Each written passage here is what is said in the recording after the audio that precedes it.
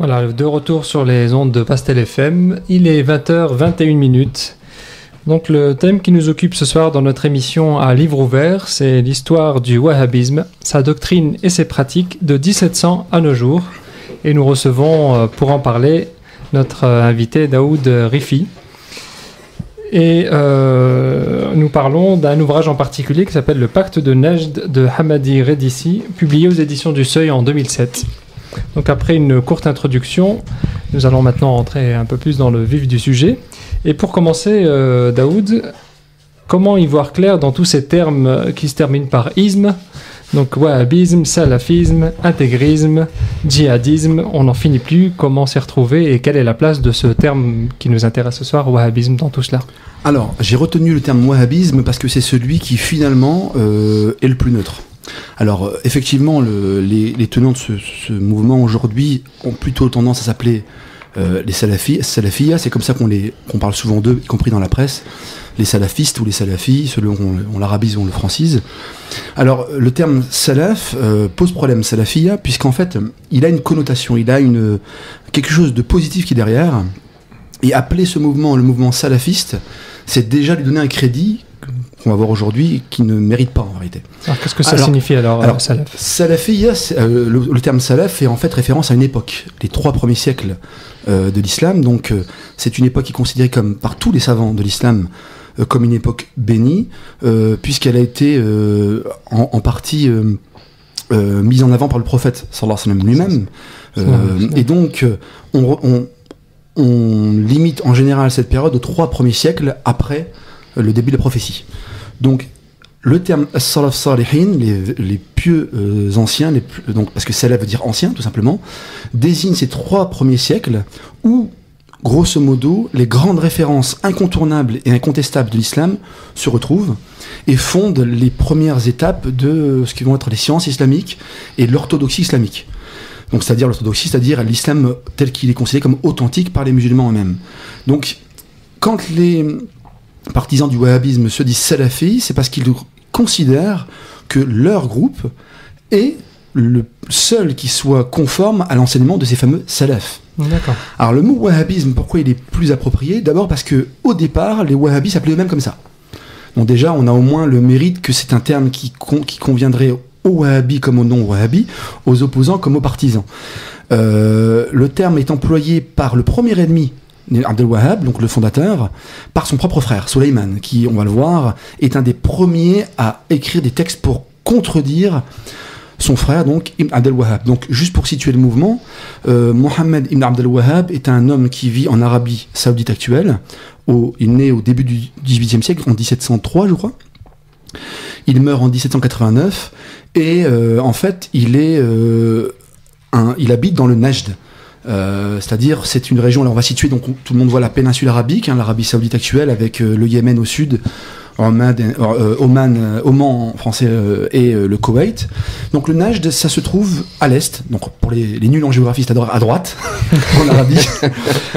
Et la région d'origine de Ibn Abdel Wahhab, c'est vraiment le milieu de l'Arabie, en plein désert. Donc, on appelle ça le wahhabisme en référence à celui qui va être le fondateur, malgré tout, de ce mouvement.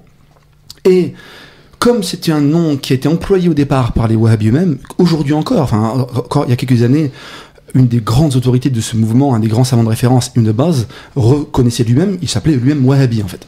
Donc gardons ce terme qui a le mérite d'être rattaché à son fondateur et d'être relativement neutre. Et de mettre tout le monde d'accord. Voilà. Très bien, merci pour la clarification sur ces termes. Alors, du coup, ce mouvement, comme il est, finalement, on dit qu'il a usurpé le terme salafisme, Oui. en prétendant être la référence de l'orthodoxie, ce qui n'a pas l'air d'être le cas. En tout cas, Oui. d'après l'auteur, ce n'est Tout pas à du fait. tout le cas. Alors, comment on peut définir l'orthodoxie alors en islam?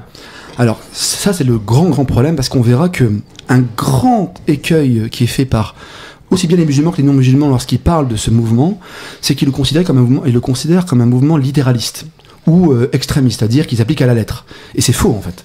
Le problème, c'est pas qu'ils appliquent à la lettre. Le problème, c'est qu'ils ont un rapport au texte c'est-à-dire ils ont une façon d'appréhender les textes qui ne correspond pas à la façon traditionnelle dont on extrait les règles des textes. Alors, quels sont les deux grands textes en islam? Les deux grandes sources, plutôt. En islam, c'est le Coran et la Sunna, bien sûr. Donc, le Coran, la parole de Dieu. La Sunna, c'est la tradition du prophète, ses paroles, ses actes. Les hadiths. Voilà, donc, qui sont constitués par des hadiths. Et donc, l'orthodoxie, c'est pas est-ce qu'on applique à la lettre ou pas. L'orthodoxie en islam, elle est définie par une expression arabe qui s'appelle Ahl Sunna wa Jama'a, qu'on a traduit par le sunnisme en français. Donc, on pourrait traduire littéralement par les gens de la sunna, donc de la tradition, et du consensus, c'est-à-dire du fait que tout le monde soit d'accord. Et pour comprendre ce que comprend ce terme, il faut revenir à un hadith, en fait, qui est un hadith qui est très connu, qui donne des explications sur les éléments essentiels de l'islam. C'est le fameux hadith qu'on appelle le hadith Jibril, dans lequel, alors c'est un hadith que les auditeurs peuvent retrouver, par exemple, dans le recueil de Nawawi, les 40 hadiths de Nawawi, c'est un des premiers. Et donc, je ne vais pas lire le hadith, il est assez long, mais c'est un des plus connus. Donc, c'est un hadith dans lequel les compagnons sont avec le prophète, sallallahu alayhi wa sallam, et ils voient un homme arriver qu'ils ne connaissent pas, un étranger, vêtu de blanc, donc propre sur lui alors qu'il vient de voyager, et qu'à l'époque, en voyage dans le désert, on revient rarement tout propre. Donc, il est d'un blanc immaculé, il vient devant le prophète, sallallahu alayhi wa sallam, il s'agenouille, et il l'interroge, il lui pose 3 questions. Même 4, qu'est-ce que l'islam, qu'est-ce que l'iman, qu'est-ce que l'ihsan, et enfin, quels sont les signes de l'heure. Donc, j'envoie les auditeurs sur ce long hadith. Les signes de l'heure, donc les signes de la fin des temps, ça je vais pas y venir, même si le mouvement wahhabite va être concerné par cette dernière partie. Mais on va retenir les trois premières questions. Qu'est-ce que l'islam, qu'est-ce que l'iman, qu'est-ce que l'ihsan. Donc, qu'est-ce que l'islam? Le prophète le définit en donnant les 5 piliers, la foi, la prière, le jeûne, la zakat et le hajj. Qu'est-ce que l'iman, donc qu'est-ce que la foi, qu'est-ce que la croyance? Il va donner les piliers de la croyance, que sont croire en Dieu, en ses prophètes, en ses gens, en ses anges, etc. Et qu'est-ce que l'ihsan? Alors c'est le terme le plus complexe à traduire, on traduit par l'excellence, ou la sincérité, la perfection. Et il répond, c'est adorer Dieu comme si tu le voyais, car si tu ne le vois pas, lui te voit. Donc le hadith est assez long, et le voyageur s'en va. Alors, chose curieuse, à chaque fois que le prophète lui répond, le voyageur qui interroge lui dit « tu as dit vrai », donc il confirme les propos de celui qui est censé avoir la réponse. Alors les compagnons ne comprennent rien du tout à cette histoire, qu'est-ce que c'est que cet homme qui interroge et qui a déjà la réponse? Et le prophète leur répond, c'était l'ange Gabriel, Jibril, qui est venu enseigner votre religion. Alors pourquoi ce hadith est intéressant? C'est parce qu'en fait, non seulement il nous explique les bases de notre religion, les 5 piliers, les piliers de la foi, mais surtout dans notre cas ce soir, ils font les 3 grandes branches de l'orthodoxie islamique, les 3 grandes branches des sciences islamiques.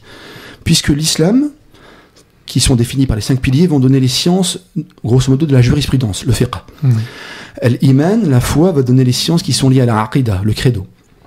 Et l'ihsan va donner les sciences qui sont liées à la spiritualité, à la perfection, qu'on appelle tasawwuf et qu'on appelle soufisme en français. Ces 3 branches, très rapidement, je vais vraiment aller à toute vitesse, vont donner naissance,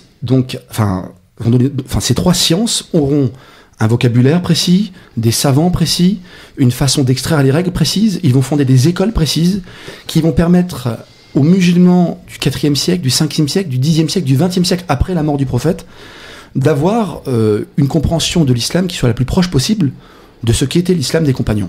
Parce qu'il faut s'imaginer que les recueils de hadith, c'est quelque chose qui est entre guillemets un peu artificiel. On imagine qu'on vit avec un homme pendant toute une vie, on met sur un cahier tout ce qu'on a entendu de lui, tout ce qu'on a vu de lui, et puis cet homme meurt. Celui qui a lu le cahier, il connaît pas aussi bien celui qui est mort que celui qui a écrit le cahier. C'est-à-dire c'est une série de textes qui sont froids, et il faut extraire des règles. Et donc, dans ces 3 branches, fiqh, aqida, tasawwuf, donc jurisprudence, croyance et spiritualité, on aura des savants de référence, des écoles de référence, un vocabulaire, des façons de procéder. Alors on va voir que le wahhabisme va leur abattre ces 3 domaines, complètement. D'accord. Et il va d'ailleurs être considéré comme une innovation, chose paradoxale aujourd'hui, parce qu'on sait qu'ils sont connus pour être les champions, pour taxer de bid'a, d'innovation les choses. Et la raison principale, on verra par la suite, la raison principale qui va faire qu'ils vont être condamnés, c'est que dans les 3 domaines, le fiqh, la jurisprudence, la croyance, le aqida donc, et la spiritualité, ils vont casser tous les repères des ulémas d'époque. D'accord. Alors, pour être plus précis, est-ce qu'ils rejettent finalement les sources auxquelles puisent les différents savants que tu as évoqués, ou est-ce qu'ils consultent les mêmes sources en donnant une interprétation différente, disons? Alors en fait, le problème, c'est qu'il y a 2 étapes dans le wahhabisme. Il y a une étape avant les années 50, donc l'étape qui concerne le fondateur jusqu'à les années 45-50, et puis il y a l'étape d'après. Avant les années 50, donc de Abdel Wahhab jusqu'à, on va dire grosso modo, la Seconde Guerre mondiale, le wahhabisme rejette tout simplement les textes anciens, puisqu'en fait, on va voir qu'ils sont en rupture avec la méthodologie de manière globale. Alors il faut juste que j'explique ce que c'est qu'une autorité des gens en islam, pour qu'on comprenne bien de quoi on parle. Donc on a vu qu'il y a 3 branches de sciences: jurisprudence, théologie, spiritualité. Ces 3 branches vont donner naissance à ce qu'on appelle des écoles. Donc les écoles de jurisprudence, ça va être les 4 grandes écoles juridiques de l'islam: Malikite, Shafi'ite, Hanbalite, Hanafite. La théologie va donner naissance à 3 écoles théologiques: l'école Ash'arite, Maturidite et l'école Hanbalite. Donc Hanbalite, c'est une école de jurisprudence et une école de croyance. Et enfin, le Tasawwuf va donner naissance à des écoles qu'on appelle les Turuq Soufia, des confréries, avec leur méthodologie. Alors, c'est pas des sectes tout ça.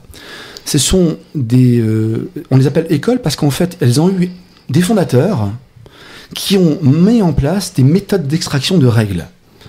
Parce qu'en fait, on est face à un corpus de textes considérable, on a des centaines de hadiths, on a des versets du Coran, et les divergences, je ne vais pas rentrer dans le détail, parce qu'on pourrait faire une émission entière sur les causes des divergences, mais les divergences sont multiples, elles sont liées à comment on appréhende les sources, est-ce qu'on considère toutes les sources de la même manière au niveau de l'authenticité, comment on comprend les termes qui sont employés, il y a des débats même au niveau du vocabulaire, et donc tout cela va donner naissance à des débats, et dans les premiers siècles de l'islam, va se constituer des écoles, qui vont être la structure de Ahl al-Sunnah. Tous les savants, sans exception, on en comptait sur les 2 mains avec des doigts en moins, mais tous les grands savants de l'islam appartiennent à une école juridique, une école du credo, et très souvent à une école spirituelle, une confrérie spirituelle. Oui, et toutes ces écoles, c'est bien connu qu'elles ne s'opposent pas finalement. Tout à fait, elles se complètent, puisqu'en fait c'est une simple question de méthodologie en fait, tout simplement. Oui, et puis on les retrouve dans des zones géographiques différentes. Tout à fait, alors elles peuvent être mélangées. Le Maghreb, mélangées. par exemple, c'est très connu. Tout à fait. Pour être plutôt malikite. Mais là, on n'est pas du tout dans le cas qui nous concerne ici, non. Pour le wahhabisme. Alors on va voir que... Alors, ce type de divergence, en tout à cas. fait. Et tu emploies le très bon terme, c'est que au sein de ce cadre, des 4 écoles juridiques, des 3 écoles de fiqh, de croyance, on a un flot de divergences qui sont toutes fondées en fait. Si vous prenez un ouvrage de fiqh comparé, vous prenez du début de la prière jusqu'à la fin, c'est rempli de divergences et on est incapable de dire qui a raison, puisqu'ils ont tous des preuves. Tout le monde a raison. Tout le monde a raison en fait, parce qu'ils ont tous une preuve fondée. Alors parfois il y a des groupes, sur certains points, le malikisme va avoir plus entre guillemets raison que le hanbalisme, etc. Mais en gros, ils ont tous un fondement. Alors on va voir par la suite qu'Abdel Wahhab, tout ça il le jette à la poubelle, il dit non, il y a un seul madhab, lui va retenir une variante du hanbalisme. Alors, avant d'y venir, juste une dernière chose, la notion d'autorité. Qu'est-ce qui fait qu'on a une autorité en islam? Et ça, c'est extrêmement important de le savoir, puisqu'en fait, non seulement il casse les repères au niveau des sources de la loi, puisqu'il refuse les écoles, mais ils vont casser également les repères au niveau de l'autorité. Une autorité en islam, c'est simple, c'est quelqu'un qui a reçu une autorisation pour enseigner auprès d'un maître, suite à l'étude d'ouvrage. Alors c'est pas comme nous, on va faire des études de médecine et on va devenir médecin.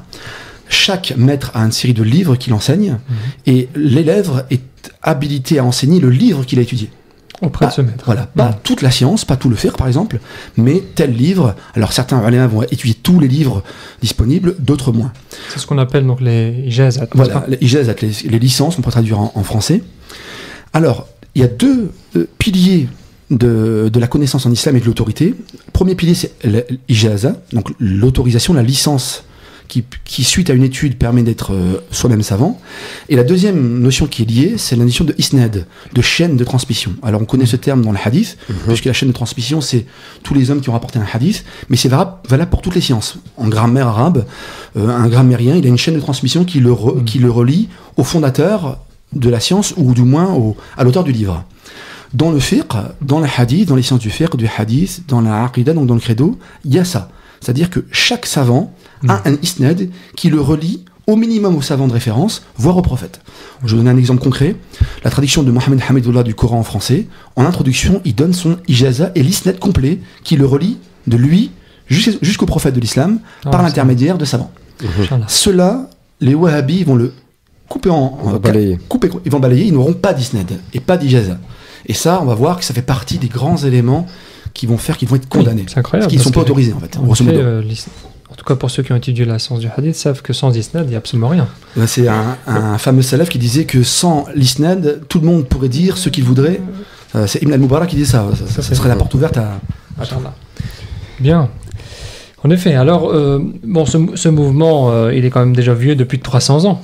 Alors, si on essayait d'en dresser au moins les grands traits, comment on pourrait, depuis ses origines, au début du XVIIIe siècle jusqu'à aujourd'hui, est-ce qu'il y a des grands jalons qui peuvent permettre de comprendre l'histoire de ce mouvement ? Alors oui, pour le comprendre, il faut d'abord comprendre les bases de la pensée de son fondateur, Ibn Abd al-Wahhab. Donc Ibn Abd al-Wahhab, c'est un arabe du Najd, donc on a dit une région d'Arabie actuelle, d'Arabie Saoudite actuelle. Et en fait, il est élevé dans une famille dont le père est un cheikh, en fait, est un savant, on peut dire, du madhab, donc de l'école hanbalite. Et donc il va évoluer lui au départ au sein de cette école. Mais avant d'aller plus loin, il faut quand même comprendre que dans cette école juridique, il y a eu un premier pas qui a été fait, au Moyen-Âge déjà, par un savant qui est très connu, qui s'appelle Ibn Taymiyyah. Et on va voir que Ibn Abd al-Wahhab va pratiquer un islam qui est un dérivé très simplifié de certaines choses qui ont été condamnées chez Ibn Taymiyyah, justement. Alors Ibn Taymiyyah, c'est un savant très connu, un grand savant de Damas, et donc il va écrire des recueils de fatwa, c'est lui-même un fils de grand savant et petit-fils de savant, et en tout cas Ibn Taymiyyah, à l'époque, il va connaître beaucoup d'années de prison, parce qu'il va avoir des positions dans deux domaines qui vont attirer la colère des ulama de son époque.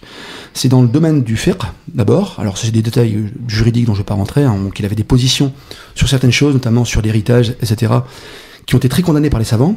Mais surtout, là où il était le plus condamné, c'est dans les questions de credo. Donc, on a vu tout à l'heure que la théologie, donc l'étude, le discours sur Dieu, on pourrait dire, en islam, a trois écoles. L'école de Ash'ari, donc l'acharisme, qui est dominant dans le monde musulman aujourd'hui, archi-dominant. Il y a Maturidi, donc c'est une école qui est dominante dans la partie indienne du monde, l'Asie. Et puis il y a une école beaucoup plus restreinte, c'est l'école hanbalite. Alors, ces trois écoles, elles ont pour but d'expliquer les termes, en fait, quand Dieu parle de lui dans le Coran, comment on doit comprendre. Donc c'est les noms divins, les attributs, attributs divins, et puis également les questions qui posent problème. Par exemple, lorsque Dieu parle de ses deux mains, comment comprendre les deux mains de Dieu, etc., etc. Alors, grosso modo, la position des deux écoles majoritaires, c'est une interprétation. Par exemple, la main de Dieu symbolise son pouvoir. L'école hanbalite, elle, se caractérise par le refus d'interpréter. Il accepte le texte tel qu'il est, et il s'arrête là. C'était d'ailleurs la position majoritaire chez les salafs. Alors, Ibn Taymiyyah va commencer à faire quelque chose qui va être condamné, en fait. C'est qu'il va glisser, faire un début d'anthropomorphisme. Alors c'est le voyageur Ibn Battuta, qui est très connu, le voyageur marocain qui va voyager dans le monde entier, qui va écrire ses voyages, qui sont d'ailleurs traduits en français aux éditions de la Découverte. Il raconte une scène à laquelle il assiste lors d'un discours de Ibn Taymiyyah à Damas, et il raconte, Ibn Battuta, que Ibn Taymiyyah dit, pour comprendre, lorsque le prophète dit que Dieu descend au premier ciel, Ibn Battuta raconte, donc c'est lui qui raconte, qui voit Ibn Taymiyyah se lever de la marge de son minbar, donc de l'escabeau sur lequel il est monté, de descendre de deux marches et dire c'est comme ça. Alors, pour le coup, ça c'est de l'anthropomorphisme pur. Primaire. Ouais, primaire en fait. Il a été condamné pour ce genre de choses. Alors ça on va pas s'arrêter là pour Ibn Taymiyyah bien sûr, mais il va finir en prison, il va mourir en prison. Ibn Hajar al-Asqalani, le grand spécialiste du hadith, qui est reconnu même par les Wahhabis d'ailleurs, explique qu'il a lu un texte écrit de la main d'Ibn Taymiyyah dans lequel il rejetait ses propos et dans lequel il faisait profession de foi à Ash'arite avant de mourir. Ça, c'est Ibn Hajar qui le dit. Mais donc en tout cas, revenons à Ibn Abd al-Wahhab, lui grandit dans ce milieu-là. Il va donc être éduqué d'abord par son père, puis il part, comme beaucoup à l'époque, il voyage un petit peu autour de son région natale, il va à la Mecque, à Médine, et puis il monte un peu au sud de l'Irak, à Bassora. Il va rencontrer des savants, il va étudier un petit peu, très peu, mais avec très très peu de savants, et il va être initié en fait à la pensée d'Ibn Taymiyyah par un savant d'Irak. Et ça va être le début pour lui d'une véritable folie en fait, parce qu'en fait il va commencer à vouloir appliquer de manière radicale et même quelque part parfois absurde ce qu'il a compris, et je dis bien ce qu'il a compris d'Ibn Taymiyyah, parce qu'Ibn Taymiyyah était infiniment plus subtil que ce que lui va faire. Et donc grosso modo il va faire quoi? Il va commencer par déjà en Irak à faire parler de lui, à haranguer la foule, à s'en prendre aux gens, et il va être chassé de là-bas. Donc il va repartir assez rapidement dans le Najd en Arabie, et il va commencer donc à faire la prédication, à appeler les gens à ce qu'ils considèrent être comme le vrai tawhid. Parce que là, ce qui est grave dans cette histoire, c'est que c'est pas que des questions de débat intellectuel entre savants. C'est que lorsque vous considérez que Dieu a une main au sens propre, que Dieu a une jambe, lorsque vous avez des propos de ce genre-là, lorsque vous considérez que interpréter les versets du Coran est haram, vous pouvez passer une étape supplémentaire qui va être l'étape d'Ibn Abd al-Wahhab en disant ceux qui disent le contraire de ce que je dis ne sont pas musulmans. Même plus musulmans. Ils ne sont plus musulmans. Alors c'est le deuxième élément qui va intervenir, qui est extrêmement important pour comprendre même ce qui se passe aujourd'hui en Irak avec l'État islamique, c'est que Ibn Taymiyyah, parmi les choses qu'il a introduites et qui ont été condamnées à sa suite et que va complètement reprendre Ibn Abd al-Wahhab, c'est la division du tawhid en trois. En gros, ça veut dire quoi? Ça veut dire que pour être un vrai monothéiste, pour être vraiment musulman et croire que Dieu est unique, il faut croire et mettre en pratique les trois composantes du tawhid. Donc tawhid, l'unicité divine. La première composante, alors il appelle ça tawhid rububiyya, tawhid uluhiyya et tawhid fil asma wa sifat. Donc c'est l'unicité de la seigneurie, l'unicité de la divinité et l'unicité des attributs et des qualités divines, voilà. Alors, pourquoi est-ce que c'est très problématique? C'est que pour Abd al-Wahhab, s'il vous manque un des trois, vous êtes mushrik, vous êtes polythéiste. Et la règle à ce moment-là s'applique pour vous. Si vous n'êtes plus musulman, vous êtes polythéiste, j'ai le droit de vous tuer. Et c'est ce qui, ni plus ni moins, se fait aujourd'hui. Quand encore une fois, si vous allez sur le compte Twitter de n'importe quel combattant français en Syrie, vous verrez que quand ils font des combats contre des militaires syriens, ils disent « Nous avons tué 10 mécréants, alors que ce sont des Syriens musulmans qui pratiquent, etc. » Parce que pour eux, ce ne sont pas des croyants. Et donc ils méritent la mort. Et donc ils méritent la mort. Et donc Ibn Abd al-Wahhab, c'est ça qu'il va faire en fait. C'est qu'il va commencer à faire la guerre, au sens propre du terme, contre tous ceux, et ils sont nombreux parce qu'en fait lui il est minoritaire, tous ceux qui ne défendent pas ses positions théologiques, en disant non pas ce que vous dites est faux, je ne suis pas d'accord, mais en disant je suis le seul à détenir la vérité, et ce que vous dites c'est du kufr, de la mécréance, et c'est même pire, c'est du shirk. Et d'ailleurs, il va aller encore plus loin que ça en disant que les Arabes de son époque sont arrivés à un degré de polythéisme pire que les Arabes dans l'islam. Oui. Donc il va très très loin en fait. Avant d'aller plus loin, pour comprendre, parce que finalement, si eux rejettent toute interprétation, que ce soit du Coran ou des hadiths, je veux dire, n'importe qui a étudié un tout petit peu le hadith, sait que le professeur Hassim lui-même a interprété des versets du Coran. Il y a probablement des milliers de hadiths là-dessus, et puis aussi beaucoup de compagnons, dont le plus connu certainement est Ibn Abbas. Oui.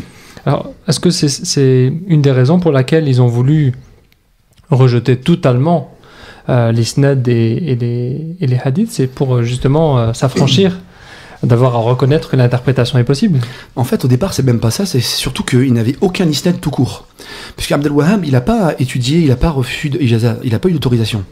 En fait, c'est un fondateur d'un mouvement qui va prendre beaucoup d'audience. Alors là encore, c'est un point commun avec l'actualité. Il va être très condamné par les savants, et il va être très suivi par les bédouins. Et en fait, c'est son charisme, c'est sa présence personnelle, le fait qu'il s'adresse à des populations, ça on le sait aujourd'hui, c'est absolument certain, qui étaient très peu cultivées. C'était vraiment des bédouins. D'ailleurs, les fondateurs... Ça n'a pas changé, ça, alors. Comment ? Ça n'a pas changé. Ça n'a vraiment pas changé, en fait. Hein. Mais vraiment, on voit que les ulama vont faire fatwa sur fatwa, livre sur livre pour condamner ça, mais c'est les bédouins qui vont le suivre. Et donc, eux ne se posent pas la question de qui, de où vient cette science. Donc, ce n'est que bien plus tard, je vous le dis après la Seconde Guerre mondiale, que la question va se poser de d'où on peut tirer notre légitimité. Et on va voir qu'il y a des savants, enfin on peut le dire dès maintenant en fait, il y a un savant contemporain qui est encore vivant je crois, le Cheikh Bassam, un savant saoudien, qui va tenter de construire une généalogie, une tradition qui relie Abd al-Wahhab aux grands penseurs de l'islam ancien, mais en fait il n'y a rien, hein. Il n'y avait pas de savants dans le Najd à l'époque, c'est vraiment... il n'avait pas de source. Donc en fait, le mouvement d'Ibn Abd al-Wahhab au départ, il se construit sur très peu de livres. Ce sont des résumés des livres d'Ibn Taymiyyah, quelques recueils de hadith, et c'est tout. Il n'y a vraiment rien, c'est extrêmement pauvre. Moi j'avais deux petites questions, si je peux me permettre, question naïve, parce que j'apprends beaucoup de choses, juste pour le terme qui était sur l'ouvrage là, de l'islam sectaire, donc le terme secte, t'as exclusivement parlé de mouvement. Peut-être que le terme est peut-être bien choisi, je sais pas si tu voulais distinguer de secte. Juste si on peut revenir sur cette terminologie, d'une part, et je te poserai la question après parce qu'elle m'a échappé et je vais la retrouver. Donc le terme secte, alors il a plusieurs occurrences en arabe. Il y a le terme connu, c'est firqa en fait. Alors il n'est pas forcément péjoratif en islam. Une secte, alors il y a le fameux hadith des 70 et quelques sectes qui va diviser l'islam. C'est un hadith qui déjà fait débat au niveau de l'authenticité. Et puis ensuite, il a fait l'objet de beaucoup de commentaires divers et variés. Donc le terme, c'est firqa justement, de groupe. Il y a également ta'ifa qui est employé pour dire des groupes. Donc en fait, Ahmed Eridissi, dans son livre, justement, il essaye de comprendre, il fait une analyse de c'est quoi une secte en fait. Alors lui, il se base sur le fameux sociologue Max Weber en fait. Et il se base aussi sur d'autres penseurs. Il apporte, lui, sa touche de musulman, parce que je pense que malgré tout, il est musulman. Et il montre bien que la secte, c'est ce qui brise la tradition. Donc on a une tradition qui est constituée, comme on vient de le dire, les sciences de la jurisprudence, les sciences du credo, les sciences spirituelles. Et la secte, c'est celle qui vient donner des éléments en dehors de ce cercle bien défini. Alors Ibn Taymiyyah, pour reprendre son exemple, lui, pour dire qu'il est beaucoup plus subtil dans sa pensée, lui, il n'exclut pas de l'islam. Il fait des cercles concentriques. Il dit que le cœur, c'est le Coran, la Sunna et les salafs. Autour, et il fait des cercles concentriques, plus vous êtes proche du centre, plus vous êtes proche de la vérité. Là, on peut dire que c'est une secte au sens où ils brisent, donc on l'a dit, la tradition au sens où ils ont des positions qui sont en dehors de la tradition, ils rejettent la notion d'autorité, telle qu'elle apparaît, et en plus, ils rejettent l'islam en tant que propre, en tant que tel. Parce qu'en fait, on va pas dire, nous, qui ne sont pas des musulmans. Les wahhabis sont nos frères, sont des musulmans. Mais eux ne disent pas forcément cela, en fait. Donc, je sais pas si j'ai répondu à ta question, mais... Si, mais justement, en fait, c'est parce que le terme français secte, il a une autre connotation qui fait qu'on préfère... clarifier, tout à fait. C'est pas secte au sens où, avec un gourou qui vous fait faire un suicide collectif. C'est pas ça du tout. Hein. Voilà, là, on parle donc vraiment c'est pour ça que secte au le sens choix du terme mouvement est peut-être plus approprié. Voilà, c'est une déviance au sens... Mais lui, il emploie le terme secte au sens propre du terme. C'est-à-dire, c'est un groupe déviant d'un groupe majoritaire, en fait. Et ma deuxième question, c'était relatif à donc Mohamed Ibn Abd al-Wahhab, c'est ça, qui fait référence donc au savant peut-être décrié de son époque, Ibn Taymiyyah. Mais est-ce que il est certain qu'il ait effectivement fait référence totalement à la pensée d'Ibn Taymiyyah ou pas? Ah oui, totalement. C'est-à-dire que lui, il est vraiment... Alors, c'est ce qu'on appelle le néo-hanbalisme, en fait. Donc, Ibn Taymiyyah, il a créé une première rupture, il a créé une école, en fait, on peut dire. Alors, les savants d'aujourd'hui, les grands ulémas, disent que Ibn Taymiyyah n'est pas un auteur qu'on peut lire, parce qu'il faut être un savant pour le lire, parce qu'il y a du bon, il y a du très bon, et il y a du beaucoup moins bon, en fait. Donc, les savants, en général, déconseillent sa lecture, parce que c'est complexe. On l'a vu, en plus, il serait revenu en arrière sur ses pensées. C'est comme Ibn Hajar qui le dit, c'est pas n'importe qui, on l'appelle Amir Mouminin fil Hadith. Et donc, mais très clairement, Ibn Abd al-Wahhab revendique la paternité d'Ibn Taymiyyah. Ça, c'est absolument clair. Il le dit, il a écrit des lettres, on a des lettres de lui, aujourd'hui encore, qui sont éditées officiellement par l'Arabie Saoudite. Et donc, il appartient à ce qu'on appelle le néo-handbalisme. Donc, c'est une forme appauvrie d'une partie de la pensée d'Ibn Taymiyyah. Donc, on voit, c'est un double appauvrissement du hanbalisme au niveau juridique. Donc, en fait, lui, il était hanbalite au niveau juridique, et il rejetait pratiquement, on peut le dire, les autres écoles juridiques. Donc, on a dit qu'il y en avait 4. Et au niveau de la aqida du croyance, il était hanbalite également, mais hanbalite au sens anthropomorphiste, on peut le dire. Alors, on va, aujourd'hui encore, il y a des savants à la télévision, dans les chaînes arabes, qui sont des savants wahhabites, qui ont des positions extrêmement graves, en fait, qui sont de l'anthropomorphisme pur. Je rappelle quand même... Voilà, définir anthropomorphisme, parce que tout le monde... Voilà, c'est le fait de donner à Dieu des qualificatifs qui sont pour l'homme. De dire que Dieu a une main, une vraie main en tant que telle, un visage comme nous, ça c'est de l'anthropomorphisme. En islam, Dieu n'est pas un vieillard avec une longue barbe sur un trône. Ça c'est de l'anthropomorphisme, en fait. Et donc, l'anthropomorphisme a existé depuis très longtemps en islam, mais là il est devenu vraiment une école. Et ça, les gens ne le savent pas, parce qu'il faut venir au texte ou aux savants actuels, mais c'est vraiment lamentable. Dire que Dieu a une main en tant que telle et une jambe, c'est inadmissible aujourd'hui, on ne peut pas dire ça, en fait. Et alors, si on poursuit alors dans la compréhension historique de cette secte, on a aussi entendu parler plusieurs fois de liens avec les États-Unis, avec l'Occident en général. Est-ce qu'il y a des preuves historiques là-dessus ? Ah oui, alors là c'est absolument fondé. Alors c'est beaucoup plus tard. On va y revenir peut-être après, parce qu'il faudrait commencer par faire une chronologie, expliquer un peu ce qui s'est passé. Donc en fait, il y a grosso modo 6 étapes que nous décrit Ahmadi Redissi dans le livre. Alors je vais vraiment résumer le plus possible, parce que c'est très très riche, il donne beaucoup de dates, beaucoup de noms, beaucoup d'événements. Donc ces 6 étapes, première étape, c'est l'émergence. Donc Ibn Abd al-Wahhab commence sa prédication, commence ses attaques, il va mener des guerres qu'il appelle des djihad. Donc il va attaquer les populations musulmanes. Oui, musulmanes. Donc il va aller jusque la Mecque, ils vont mettre à sac la Mecque quand même. Ils vont donc, on peut résumer ces actes en plusieurs étapes, enfin plusieurs comportements qu'on retrouve dans l'État islamique. Premièrement, donc, mener une guerre, ce qu'ils appellent un djihad, donc, c'est-à-dire attaquer les villages. Donc, ils tuent. Donc ça, c'était à la Mecque, tout ça. Alors, c'était d'abord dans la région proche, qui sont environ à 800 km de la Mecque, la région d'Al-Ri, ça s'appelle son village. Donc, attaquer, faire des razzias, comme on dit, donc ils attaquent des villages, des villes.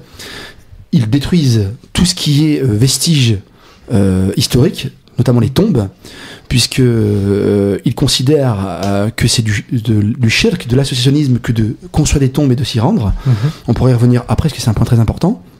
Donc destruction des vestiges islamiques, ils tuent les populations, ils rendent esclaves les femmes des gens qui sont morts, et ils pillent. Enfin, essentiellement c'est ça. Une fois que le territoire est conquis, Ibn Abd al-Wahhab nomme un gouverneur, nomme un imam, et qui prend la gestion. Alors, ce qui est important, ça c'est la première étape, ce qui est important de comprendre, c'est que le wahhabisme se fonde dès le départ sur un pacte. C'est le fameux titre, le pacte de Najd. Qu'est-ce que c'est que ce pacte ? C'est l'alliance entre Ibn Abd al-Wahhab, qui est donc on va dire le savant, le théologien, et celui qui va être le père fondateur de la dynastie qui règne aujourd'hui en Arabie Saoudite, Ibn Saoud. Donc l'Arabie Saoudite, ça vient du Saoud, qui est le nom de la famille royale. Tribu.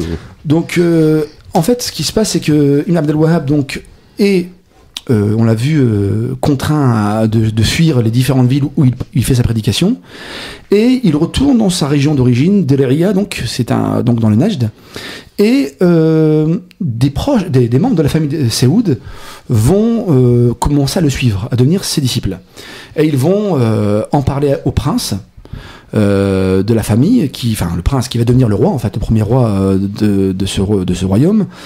Et ils rentrent en relation et ils font un pacte. Le pacte, c'est quoi ? C'est que Ibn Saoud, donc Ibn Saoud, on va le dire en version française, s'occupe des affaires politiques et militaires, et Ibn Abd al-Wahhab s'occupe des parties théologiques. Donc il fait des fatwas, il émet des jugements, etc.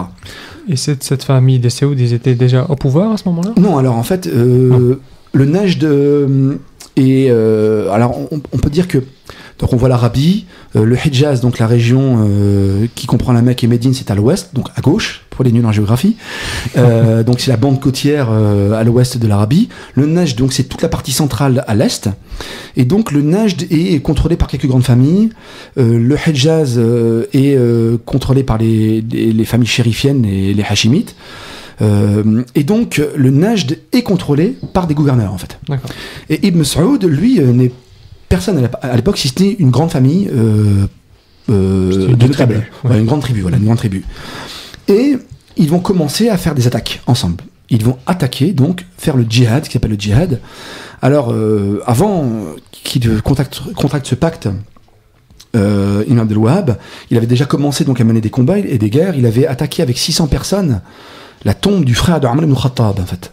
Zayd, le demi-frère pardon, de Omar ibn Khattab, ils vont la détruire. Et d'ailleurs, beaucoup de gens vont avoir très peur, en se disant, quand même, c'est le demi-frère du calife Omar. Parmi les gens qui les suivaient, disons. Alors voilà, les gens qui étaient là, ils ont un peu peur quand même, parce qu'ils se sont dit, c'est quand même une profanation d'une tombe d'un compagnon du prophète. Et donc, il avait fait cet acte-là, premièrement, et deuxièmement, il avait lapidé une femme lui-même. Ce qui est totalement interdit en islam, puisque c'est bien sûr l'État islamique qui doit faire appliquer les peines légales. Et donc une femme qui avait reconnu l'adultère, il l'a fait lapider. Alors, faut s'imaginer que c'est un petit peu comme vous et moi, on lapide quelqu'un parce qu'on a décidé qu'il fallait lapider. C'est extrêmement grave. Donc, retour donc à nos deux, à Abdel Wahhab et Ibn Saoud. Leur pacte, donc. Donc leur pacte. Et donc ils commencent une série de guerres. Et ils vont pouvoir profiter du fait qu'il y a un affaiblissement du pouvoir central qui fait qu'en fait ils vont pas rencontrer une grande opposition militaire. Ils vont rencontrer une grande opposition des savants, des politiques, mais il manque d'armée.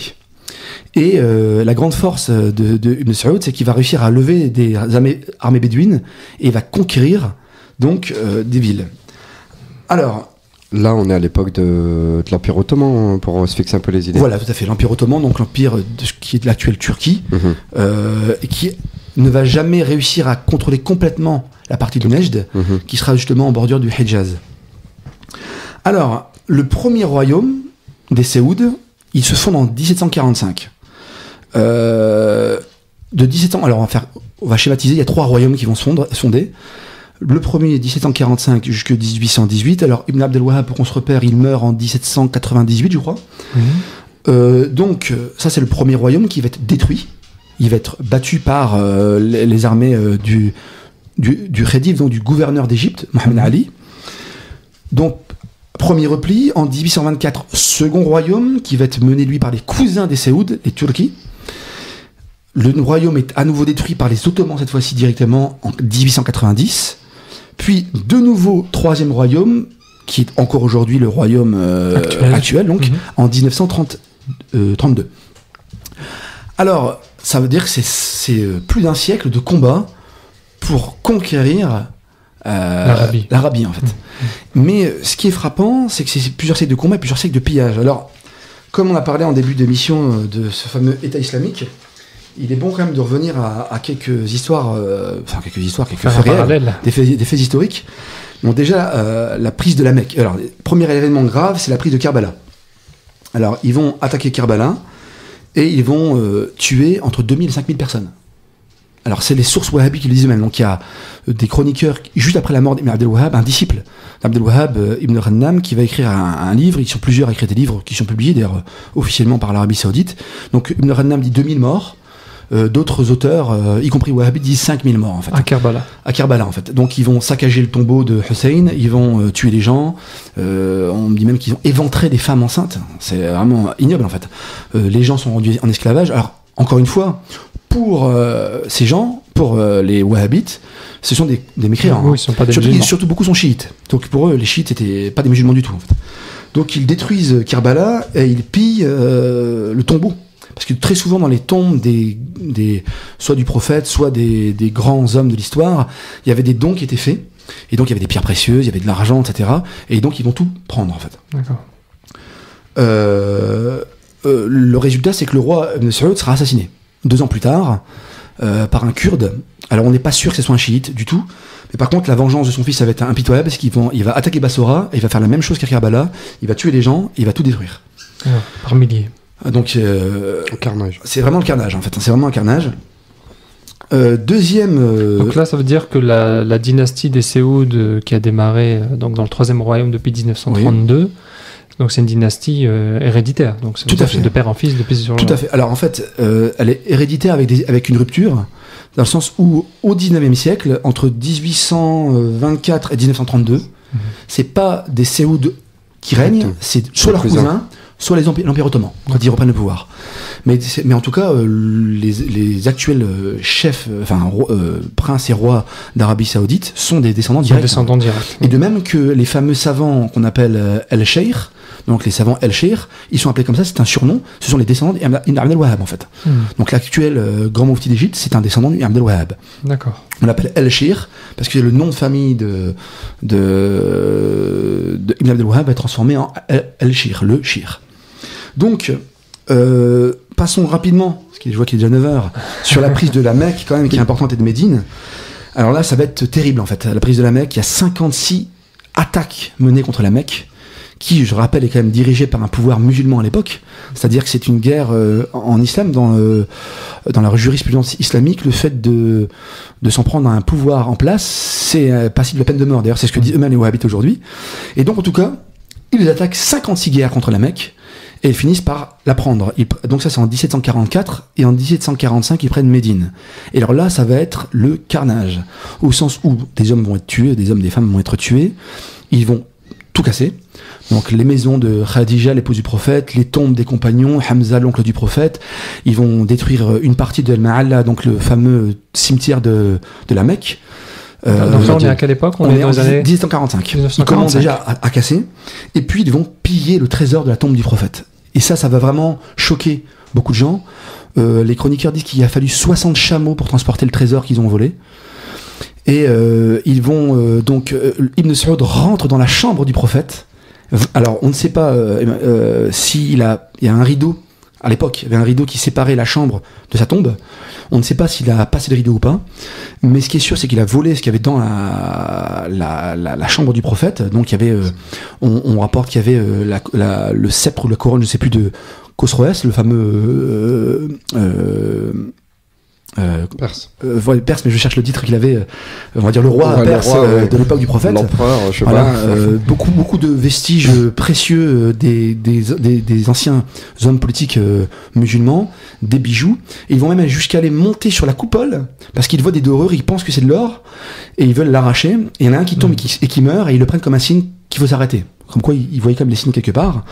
Donc là, ça va au-delà de vouloir détruire des tombes sous prétexte d'associationnisme. C'est du pillage, ni plus ni moins. Simple. Alors, bien sûr, ils vont vouloir revendiquer la notion de guerre avec radia, avec butin.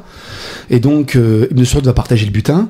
Et alors, je tiens à préciser que ce que je dis, que raconte Ahmadi Redissi en détail, ce ne sont pas des sources occidentales, ce sont des sources arabes, notamment le grand historien de l'Égypte, qui était wahhabite d'ailleurs, qui était un partisan de cette doctrine, c'est Jabarti en fait, qui est le plus grand historien de l'Égypte, raconte lui-même un entretien entre Ibn Saoud, fait prisonnier par le Khedive Mohamed Ali, et il raconte qu'il vient avec un coffre que son père donc a trouvé dans la chambre du prophète, donc il y a des émeraudes, des bijoux, etc. Et il dit qu'ils ont tout pris. Donc ça, bien entendu, on verra après dans la partie réfutation, les savants vont être extrêmement choqués parce que venir détruire les maisons, les tombes de compagnons qui sont... Personne n'a pensé à faire ça avant eux, donc il faudrait quand même se poser la question de est-ce qu'il y avait eu des savants avant nous pour interdire ça ou pas, vu que c'est resté. Pendant 13 siècles, il n'y a jamais eu ça. Il n'y a jamais eu ça, mais eux ils disent que c'était pas possible de l'avoir. Ils cassent tout, ils tuent, ils pillent. Donc on imagine c'était pris à l'époque comme la fin des temps pour eux, ni plus ni moins. Mais c'est important de le préciser parce que tu l'as dit à l'instant, que le livre est très documenté. Les lecteurs et les auditeurs pourront s'en rendre compte parce que j'ai sous la main l'ouvrage et il y a quand même plus de 10 pages de bibliographie. Tout à fait. Et encore, il le dit lui-même qu'il a réduit volontairement. Parce que comme c'est pas un texte universitaire, oui. Il n'a pas voulu surcharger le livre. Et puis il s'appuie notamment sur une thèse d'une historienne tunisienne qui a fait une thèse sur les lettres de réfutation sur Abdel Wahhab. Alors, on va conclure rapidement sur le troisième royaume. Avant de faire une pause, oui. Et ça va permettre de répondre à la question très bien, on peut venir sur avant de... les Américains. Donc, jusqu'à présent, il n'y a pas d'alliance avec les Occidentaux. C'est un groupe en Arabie. Alors, au plus fort de leur règne, ils vont régner sur pratiquement toute l'Arabie actuelle, le sud de l'Irak. Donc l'Irak c'est au nord de l'Arabie, hein. Le sud de l'Arabie, donc le Yémen actuel, Oman, le Koweït, c'est toute cette zone-là qui va être dirigée. Finalement, l'Empire ottoman décide de prendre les armes, alors qu'ils sont déjà malmenés par ailleurs, parce que les Anglais leur font la guerre ailleurs, mais ils prennent les armes, ils défont le deuxième royaume, et donc Ibn Saoud, le roi, donc le petit-fils maintenant qui a fondé le royaume, est tué, il est même massacré. Il est même massacré par le pouvoir ottoman. Et je passe rapidement. Troisième étape et dernière étape, c'est à partir de 1902, Abdelaziz Ibn Saoud, qui vit en exil vu que sa famille a perdu la guerre, décide de reprendre à partir de 1902 le pouvoir de ses ancêtres, entre guillemets, et il attaque Riyad, l'actuelle capitale, avec 40 hommes seulement. Ils prennent le palais de Riyad parmi al-Masmak. C'est toujours aujourd'hui le centre, donc la capitale du pays. Et c'est le début de la conquête. Lui, ses fils. Et il va avoir une idée de génie pour l'époque, entre guillemets. C'est qu'il va créer une armée. Le problème de l'époque, c'est que les armées sont menées par des bédouins qui viennent avec vous faire la guerre. On le voit très bien dans le film Laurence d'Arabie. Ils viennent faire la guerre, ils prennent du butin, ils rentrent chez eux. Donc Ibn Saoud décide de faire une chose qui va coûter très cher à l'Arabie Saoudite. C'est qu'il va créer une armée entièrement composée de bédouins. Et l'idée c'est quoi? C'est qu'on les... Donc une armée professionnelle. Une armée professionnelle. On les endoctrine, on leur inculque un savoir religieux. Donc il y aura un imam pour 50 personnes. On les nourrit, on leur donne de l'argent, ils participent avec nous aux guerres, et on en fait des hommes de combat. Donc c'est une caste de guerriers qui va être créée par Ibn Saoud, et ils les appellent les Ikhwan, les frères. Et ces frères vont devenir incontrôlables parce qu'ils vont devenir plus wahhabites que Ibn Saoud lui-même. Donc ils lancent le djihad, et ils partent à la conquête du Hijaz, de la Mecque et de Médine. C'est son fils Faisal qui va commencer ce combat en 1924. Ils vont attaquer Taïf, ils vont piller la ville, ils vont massacrer toute une partie de la population. Et quand les habitants de la Mecque entendent ça, qu'est-ce qu'ils font? Ils fuient. Surtout que ils savent qu'il y a des précédents. Et donc ils rentrent dans la ville sans... les Wahhabites rentrent dans la Mecque sans même avoir besoin de faire des combats. Et là, ils achèvent pratiquement le travail, ils cassent ce qui reste à casser. On sait que par exemple, Baqia', le fameux Baqia', il va être rasé en 1932. Le cimetière. Le cimetière de Baqia' va être, de Médine, pardon, va être rasé en 1932. Na'ala, il va être définitivement rasé aussi après. Et donc, destruction systématique de tout ce qui est vestige, tombe, maison, tout ce qui appartient à l'histoire de l'islam. Au nom de quoi? Au nom de... Ça peut être du shirk, de l'associationnisme. Les gens, en voyant la maison de Khadija, vont se mettre à adorer la maison, à se prosterner. à se prosterner. Oui. Et donc, ils vont systématiquement tout raser. Alors, dernière chose, entre 1926 et 1936, Ibn Saoud va commencer à être pragmatique. Il va pas pouvoir être toujours dans l'extrémisme de la pensée d'Ibn Abdel Wahhab, et il va vouloir stopper le djihad. Et là, les Ikhwan, donc la fameuse caste guerrière, ils vont dire non. Et ils vont mener des guerres contre Ibn Saoud. Et donc il va devoir, avec les ulémas vont mettre des fatwas, il va faire des concessions, et ils vont rentrer dans le rang, ces Ikhwan, et ils vont devenir un petit peu comme les anciens... combattants en France, avec une rente, ils vont être payés chaque année, leurs descendants également, hein, aujourd'hui encore. Les descendants des Ikhwan, donc les frères militaires continuent à percevoir des pensions militaires. Alors, on arrive à la dernière étape qui répond à la question que tu posais il y a quelques minutes. Enfin. Oui, il faut y arriver. C'est important, c'est important. Ça, l'histoire. La fameuse alliance qui perdure aujourd'hui entre l'Arabie Saoudite et les États-Unis. Alors elle arrive très tardivement, elle arrive en 1945 seulement. Donc 1945, le président américain c'est Roosevelt. C'est le président qui va mener la guerre contre Hitler. Et Roosevelt a des spécialistes, des espions qui lui disent voilà, le centre de gravité du monde se tourne vers l'Arabie, le pétrole, ils le savent déjà. Les Arabes ne le savent pas encore, hein, mais il y a le pétrole. Et donc il faut absolument se faire bien voir par eux. Donc Roosevelt va partir et il va rencontrer le roi Ibn Saoud de l'époque. Alors ça se passe en 1945 au bord d'un bateau, le Quincy, et l'auteur Ahmadi Redissi va parler du deuxième pacte, le pacte du Quincy. Alors il y a une particularité, et ça a peut-être beaucoup joué, c'est que Roosevelt comme Ibn Saoud sont tous les deux en chaise roulante. Ils sont tous les deux paralysés en fait. Alors sauf que Ibn Saoud n'a pas une chaise roulante, il a une chaise tout court, et Roosevelt lui a une chaise roulante qu'il va offrir à Ibn Saoud. Et là Ahmadi Redissi dans le livre il dit qu'ils étaient faits pour s'entendre, ils sont tombés vraiment amis. Et ils ont conclu un pacte. Roosevelt s'est engagé en son nom à ne rien faire. Alors à l'époque 45, on est 3 ans à la création d'Israël. Oui. Donc Ibn Saoud ne parle que de ça avec Roosevelt. Il lui dit on ne veut pas d'un État juif en Palestine. Roosevelt s'engage en son nom. Il dit il n'y aura rien sans le consentement des Arabes. Il s'engage fermement et il y a une alliance qui veut que grosso modo les Américains protègent les Saoudiens et les Saoudiens alimentent en pétrole les Américains. Alors, c'est un pacte économique. Alors, c'est un pacte économique et de protection. D'ailleurs, Ahmadi Redissi il dit c'est comme le pacte des dhimmi en islam, où l'État islamique protège les minorités non musulmanes, sauf que là, c'est le contraire. C'est l'inverse. C'est l'inverse. Alors, Roosevelt va mourir 8 jours après. Donc, la promesse ne sera pas tenue par rapport à la Palestine, mais c'est le début d'une très longue amitié américano-saoudienne. D'accord, très bien. Bon, alors... Des couffards. Au passage. On va voir que ça va coûter très cher aux Saoudiens. Très bien, en tout cas c'est très riche. On va laisser nos auditeurs se reposer un petit peu. Alors je vais rappeler le titre de l'ouvrage dont on parle ce soir, Le Pacte de Najd, ou Comment l'islam sectaire est devenu l'islam, de Ahmadi Redissi, aux éditions du Seuil, paru en 2007. Alors aussi, vous êtes de plus en plus nombreux à suivre l'émission, et on sait qu'il y a souvent des problèmes techniques pour pouvoir l'écouter sur les ondes de la radio Pastel FM, et surtout sur le site internet. Alors, dorénavant, il y a un blog qui a été créé pour pouvoir archiver les différentes émissions. Donc, c'est pas encore tout à fait au point, mais celle d'aujourd'hui était déjà annoncée. Alors, vous pouvez vous connecter sur laprophétie.wordpress.com. Donc, la prophétie en un mot, .wordpress.com. Et donc, c'est .com.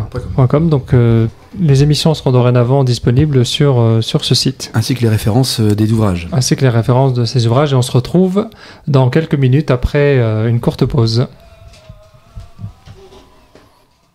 De retour sur les ondes de Pastel FM, il est 21h, passé de 18 minutes. Donc nous poursuivons notre émission sur l'histoire du wahhabisme, et en particulier l'évolution de sa doctrine et ses pratiques depuis les origines à nos jours, c'est-à-dire une histoire de plus de 300 ans, plus de 3 siècles. Donc on a, avec notre invité Daoud Rifi, on a parcouru d'abord... l'historique depuis la fondation de ce mouvement ou cette secte. On avait vu aussi comment ils étaient considérés d'emblée comme une hérésie, parce qu'ils s'écartaient totalement de l'orthodoxie islamique. Et la question qu'on se pose, elle a été déjà un petit peu évoquée juste avant la pause, c'est mais finalement, s'ils n'ont pas eu d'opposition ou de résistance plutôt militaire lorsqu'ils ont pillé et attaqué les villes d'Arabie. On avait dit tout à l'heure que les savants, eux, par contre, se sont opposés à eux. Et alors, comment s'est passée cette opposition ? Est-ce que les Wahhabis avaient publié des textes qui ont été étudiés par les ulama, ou est-ce que les ulama se sont surtout prononcés sur leurs actes ? Comment ça s'est passé ? Alors en fait, il y a eu les deux. C'est-à-dire que Ibn Abd al-Wahhab va un petit peu imiter la façon de faire du prophète, sallallahu alayhi wa sallam, et il va envoyer des lettres. Alors ce qui a beaucoup choqué à l'époque, parce qu'en fait, il envoie des lettres comme si... alors il envoie des lettres à qui ? Au chef d'État musulman, au roi, donc le sultan du Maroc de l'époque, aux différents gouverneurs des pays musulmans, en Tunisie, ailleurs, en Irak. Et dans ces lettres, il dit, en gros, vous n'êtes pas de vrais musulmans, vous ne suivez pas la doctrine du prophète sallallahu alayhi wa sallam, parce que justement il suivait la charisme, donc le credo, l'école théologique, je veux dire les oui. Opposants, hein, oui. Suivaient l'école théologique de Acharit, et donc Ibn Abd al-Wahhab leur envoie des lettres en disant craignez Dieu, revenez à l'islam authentique, suivez-moi, et abandonner l'idolâtrie. Alors, faut imaginer ce que ressent un savant de Fès, de Tunis ou du Caire lorsqu'il reçoit un courrier lui disant qu'il n'est pas musulman et qu'il doit faire son repentir. Donc, qu'est-ce qui va se passer? C'est qu'il y aura toute une série de textes qui vont s'appeler Radda, donc des réfutations, qui vont être écrits par des musulmans. Alors, l'auteur Ahmadi Redissi en parle dans le livre. Du Maroc jusque l'Inde, on aura des savants qui vont envoyer, on en a retrouvé 200 à peu près, 200 lettres. Quand on dit des lettres, ce sont des textes en fait, de réponses, environ, en tout cas plusieurs dizaines de textes dans lesquels ils répondent à Mohammed ibn Abd al-Wahhab. Et en fait, ce qui est frappant, c'est que la plupart de ces textes ont le même titre. C'est réfutation de l'innovateur. L'innovateur, c'est Abd al-Wahhab. Donc, Radda ala al-Mubtadi'a. Enfin, c'est l'innovateur ou l'égaré. Les réponses à l'égaré qui égare. C'est très souvent ce genre de titre qu'il y a dans ces lettres. Et donc, les ulama vont répertorier un certain nombre d'éléments auxquels ils vont répondre. Premier élément, alors là, ils sont unanimes pour le dire, la personne Abd al-Wahhab ne connaît rien aux sciences islamiques. Ça y est, c'est un ignorant. C'est un ignorant. Et son propre frère, le propre frère d'Abd al-Wahhab, donc Sulaiman, on en a parlé, qui sera persécuté après, lui-même le dit dans un livre qui a été publié d'ailleurs en langue arabe, Les foudres divines contre le wahhabisme, c'est comme ça qu'il l'intitule, dans lequel il dit que les bases fondamentales de la science islamique sont pas présentes dans les ouvrages d'Abd al-Wahhab. Donc premier élément, première condamnation, celui qui nous écrit ne connaît pas les bases de la religion. Deuxième élément, comme il ne connaît pas les bases de la religion, il ne comprend pas le credo islamique et il confond, alors on n'a pas le temps de rentrer dans le détail, mais il confond des questions juridiques avec des questions de credo. En gros, c'est quoi? C'est qu'Ibn Abd al-Wahhab, pour lui, quand vous faites tel acte, vous devenez mécréant. Alors que quand on fait tel acte pour les savants, on est pécheur. Ce qui n'est pas du tout la même chose. Ça n'a rien à voir. Donc en fait, il fait ce qu'on appelle le tekfir, l'excommunication, le fait de vous sortir de l'islam. Ça, c'est encore un élément qu'on a aujourd'hui. Les groupes tekfiri, qu'on appelle tekfiri, ils font un anathème, l'excommunication, ils disent, vous n'êtes pas musulman. Par exemple, je donne un exemple aujourd'hui. Si vous votez dans un pays non musulman comme non musulman, si vous participez aux élections, ou si vous considérez que les élections sont une chose normale, vous êtes kafir pour les groupes tekfiri. Vous êtes mécréant. Et soit vous vous repentez, soit on vous tue. C'est leur discours, en fait. Ouais, donc la grande différence, c'est pas le fait de reprocher un acte aux gens, c'est la conséquence de cet acte. Voilà, c'est que ça fait sortir de l'islam. Tout le problème est là, en fait. Et c'est ce que vont relever tous les ulama, c'est qu'ils disent Abd al-Wahhab confond un péché, et encore, ils disent que ce n'est même pas un péché ce qu'ils condamnent, mais admettons que c'en soit un, c'est un péché au sens où on commet une faute, un peu comme je bois de l'alcool ou je ne fais pas ma prière. Quoique non, c'est pas le bon exemple, on va dire comme je bois de l'alcool ou je fais je ne sais quoi. Alors ça c'est un péché. Alors que le fait d'être mécréant, c'est l'enfer éternel. Et Abd al-Wahhab, c'est nier Dieu. Et donc, pour Abd al-Wahhab, lorsque vous rendez dans un endroit où sont fait telle et telle chose, vous devenez mécréant.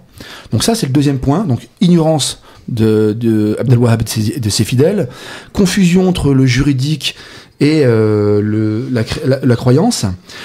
Troisième condamnation, le fameux triple tawhid, le fait de diviser en trois parts, il faudra avoir les trois parts pour être un vrai croyant, ça ils disent que c'est une bid'a. Et dernier élément qu'on peut retenir, le fait de rejeter la divergence dans la jurisprudence. Donc ça c'est les grands points qui m'ont relevé, et leur conclusion elle est claire, c'est un innovateur qui mérite la prison au minimum. Ils sont clairs et nets par rapport à ça. En fait. Ils sont plus gentils que lui, en tout cas. Oui, certains consensus en plus. Alors, il y avait vraiment un consensus, et c'était même devenu une insulte à l'époque. Lorsque vous aviez certains propos, lorsque vous ne suivez pas une école juridique, on vous traitait de wahhabite à l'époque déjà. Donc ça, c'est la partie réfutation. Alors, je renvoie les lecteurs il y a plusieurs chapitres sur ce sujet-là. C'est passionnant, et c'est la grande force du livre, c'est qu'il montre que c'était une secte à l'époque d'innovateurs. Ils faisaient des bid'a pour les savants de l'époque. D'accord. Oui, bah donc si tu précises à l'époque, c'est que ça a changé depuis. Tout à fait. Alors, mais comment on peut expliquer ça? On a vu tout à l'heure qu'il y avait des accointances entre les Américains, les Occidentaux. Il y a l'histoire du pétrole, il y a le pacte de Quincy. Oui. Et est-ce que ça pourrait suffire à convertir les esprits, si on peut dire ça? Parce qu'aujourd'hui, le wahhabisme a gagné du terrain, et pas seulement en Arabie. Alors c'est le cœur du propos de Redissi. il pose la question, il dit en page 143, comment donc une secte belliqueuse, donc une secte guerrière, qui a tué, saccagé, profané et pillé les lieux sacrés, a-t-elle pu obtenir un certificat de bonne conduite, donné par ceux-là même qui l'ont combattu? C'est la question qu'il pose. Et alors là, c'est vraiment le tour de force de son livre, c'est qu'il fait une généalogie, il dresse on dirait la longue, enfin pas la longue liste, mais comment on est passé de la secte à l'islam officiel en citant des cas d'intellectuels qui sourds n'ont rien à voir avec Ibn Abd al-Wahhab. Et donc, alors pour faire bref, il commence en expliquant une chose forte, c'est que ça a été possible parce qu'en fait, la tradition était malmenée à l'époque. Il faut se rendre compte que lorsque le wahhabisme est accepté dans le monde musulman, c'est le début du XXe siècle. Ça veut dire quoi? Ça veut dire que tout le Maghreb est colonisé, que la Palestine est sous mandat britannique, que l'Empire ottoman est dépecé. Donc il y a un affaiblissement de l'islam au sens politique. Premier élément. Deuxième élément, il y a un affaiblissement de l'islam au sens intellectuel. Les autorités religieuses ne sont plus reconnues. On a vu tout à l'heure en début d'émission qu'une autorité religieuse, c'est une personne qui a reçu un enseignement qui remonte au prophète par un isnad, par une chaîne de transmission. Ça disparaît. Et au alim, au savant, va succéder un nouveau type de personnage, le musaqqaf, le lettré, l'intellectuel. Et c'est ce musaqqaf qui va ouvrir la porte d'entrée de l'islam officiel. Alors, il cite plusieurs noms. Alors, qu'est-ce que c'est ce musaqqaf? Alors, le musaqqaf, c'est donc l'intellectuel qui n'est pas un savant au sens où il n'a pas étudié de manière traditionnelle. Il peut étudier en université, il a pu faire Al-Azhar éventuellement, mais c'est déjà les universités ont déjà été beaucoup transformées, elles ont été beaucoup réformées. Il n'y a pas un enseignement traditionnel comme on avait autour d'un maître assis qui transmettait un ouvrage. D'accord, donc là, il y a une rupture avec la transmission de l'enseignement comme c'était fait jusque-là. Alors là, on ne peut pas rentrer dans le détail ce soir, mais donc il y a une série de réformes qui sont faites à Al-Azhar qui vont par exemple faire rentrer les sciences profanes, les mathématiques, d'autres choses, la médecine. Donc le type d'enseignement va être transformé et en fait le lettré, le musaqqaf, il est une personne qui est un écrivain qui va aimer la littérature. Ils vont souvent voyager en Europe et ça va être déterminant pour eux. Ils vont partir à Londres et à Paris notamment, donc ils sont plusieurs à faire cela et ce qui va les animer, et c'est ce qui va causer leur confusion avec le wahhabisme, c'est la tristesse de voir le monde arabe à terre. D'accord. Et donc ils vont oublier toute la partie, c'est ce que montre très bien Reddy ici, toute la partie doctrinale d'Abd al-Wahhab, tout ce qu'il a fait, tout ce qu'il a dit, on va le mettre de côté, on va ne retenir qu'une chose, c'est qu'un homme a levé une armée et a brisé les fausses idoles, a mis de côté les faux savants, et on va construire toute une mythologie, parce que c'est une vraie mythologie, et l'histoire de cette chose-là est à faire encore aujourd'hui. C'est le fait de dire que les savants de l'époque étaient tous des mauvais savants, et que les hommes spirituels étaient tous des hypocrites qui aimaient l'argent. Tout ça, ce sont des mythes qu'ils ont construits. Oui, c'est intéressant, parce que ce type d'argument, on les entend encore aujourd'hui. Tout à fait. De dire que les musulmans étaient colonisés parce qu'ils étaient colonisables, parce que c'est la faute des savants, parce que c'est... Alors qu'en fait, c'est faux. On le sait qu'il y avait des immenses savants qui avaient une pensée bien plus profonde que ceux dont on parle ce soir, du Maroc jusqu'à l'Inde, je veux dire. Il y avait vraiment des très grandes autorités. Et en fait, ce qui se passe, c'est que les mouvements indépendantistes dans les pays musulmans étaient tous liés au mouvement réformiste. Alors le mouvement réformiste, c'est un terme qui est très large, hein. Ça va des rationalistes purs à Hassan al-Banna.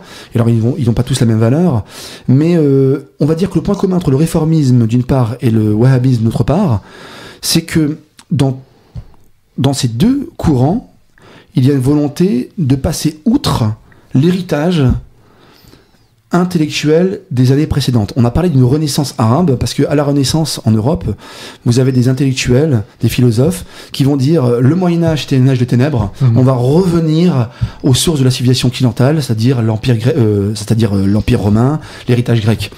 Ils vont faire la même chose des mouvements réformistes et wahhabites, ils vont prétendre revenir à l'héritage des salafs, en enjambant plusieurs siècles de traditions qu'ils considèrent comme sclérosées. Alors, je ne peux pas rentrer dans le détail maintenant, parce que c'est trop complexe, je renvoie vraiment... De toute façon, c'est une mise en bouche, hein, on doit renvoyer les lecteurs au livre. Voilà. Mais ce qui est déterminant, c'est de comprendre que ça va être le début des savants ou des intellectuels autodidactes.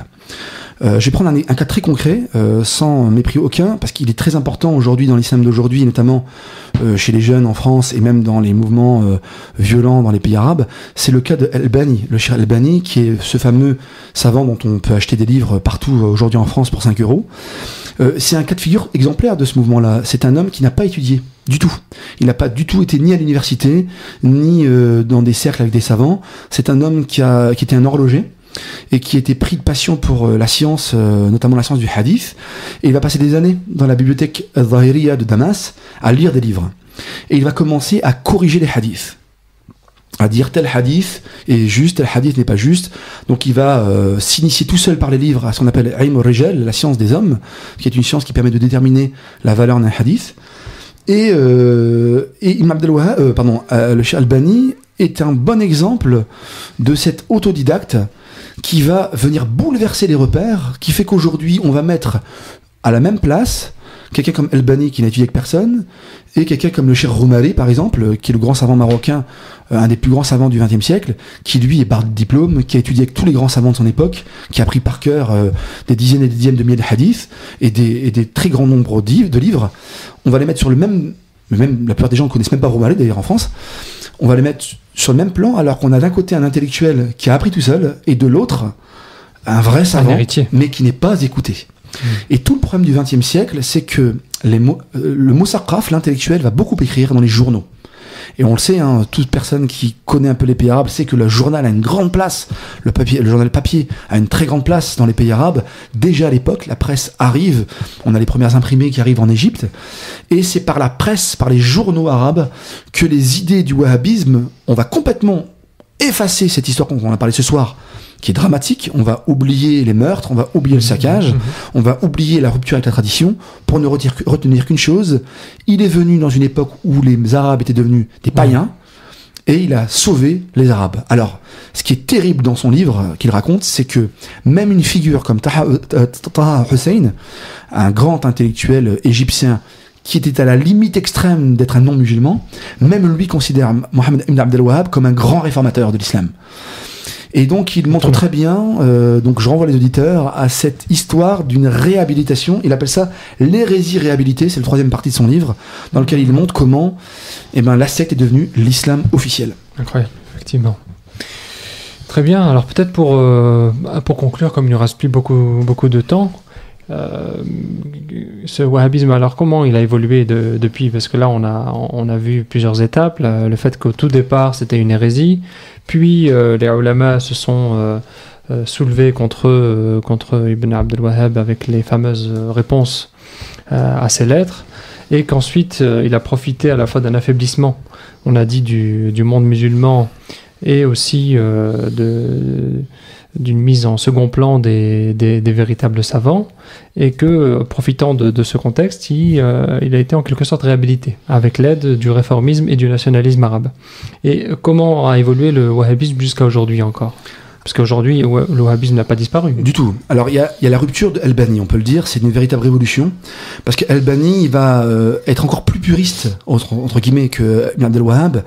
Alors lui, il va rejeter complètement les 4 écoles. Il dit carrément que c'est une bid'a. D'ailleurs, il condamne Albani, condamne Ibn Abd al-Wahhab parce qu'il était resté hanbalite. Il va rejeter, malheur, de manière radicale tout ce qui s'est fait. Il va même corriger les fameux recueils de Bukhari Muslim en disant qu'il y a des hadiths dedans qui sont da'if. Ça, beaucoup de gens qui lisent Albani ne savent pas. Il va fonder une nouvelle école, en fait, une école sans école.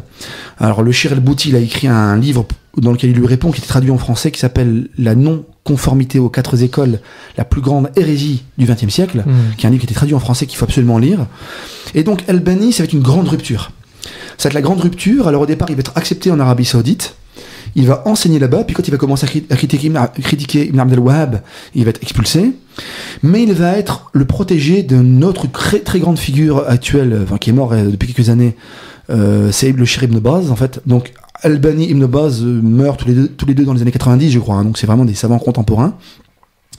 Et donc de Albani va naître un sous-groupe du wahhabisme qui s'appelle Ahlul Hadith, les gens du hadith, qui sont donc des gens qui vont rejeter complètement les écoles juridiques, mais alors complètement, et se concentrer uniquement sur les sciences du hadith.